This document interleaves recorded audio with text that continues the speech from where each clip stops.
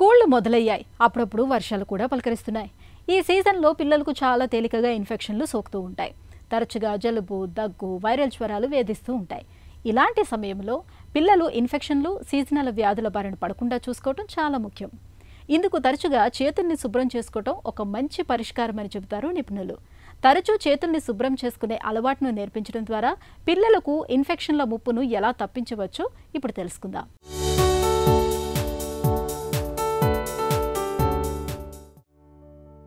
పరిశుభ్రతే ఆరోగ్యానికి పునాది. కాబట్టి పిల్లలకు ఆరోగ్యకరమైన అలవాట్లు నేర్పించటం కీలకం.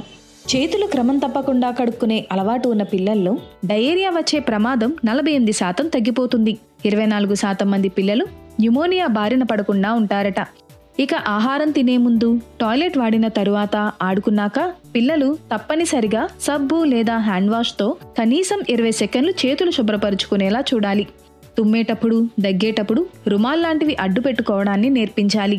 పిల్లలకు మొదటి గురువులు తల్లిదండ్రులే. కాబట్టి మనం పాటిస్తే వాళ్ళు పాటిస్తారు. పళ్ళు తోముకోవడం, స్నానం చేయడం వంటి వాటిని సాధారణంగా పిల్లలు అంతగా ఇష్టపడరు, మారం చేస్తారు. అందుకే సరదాగా నేర్పించాలి.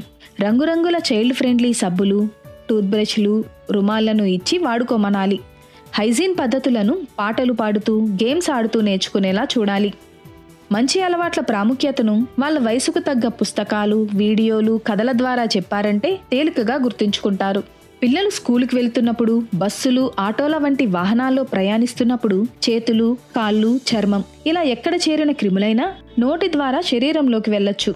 అవి ఇన్ఫెక్షన్లకు కారణమై విరేచనాలు, వాంతులు, శ్వాసకోశ ఇబ్బందులతో పాటు పోషకాహార లోపం వంటివి వచ్చే ప్రమాదం ఉంటుంది. అందుకే పబ్లిక్ ప్రదేశాల్లో ఉన్నప్పుడు నోటికి మాస్క్ వేసుకోవడం అలవాటు చేయాలి. ఫ్లూ తరహా వ్యాధులు వ్యాపించే కాలంలో మార్గదర్శకాలను ఖచ్చితంగా పాటించడం, బస్సు, రైలు వంటి ప్రజా రవాణా వాహనాల్లోని హ్యాండ్ రీల్స్ వాడినప్పుడు తగిన జాగ్రత్తలు తీసుకోవటం పిల్లలకు నేర్పించాలి.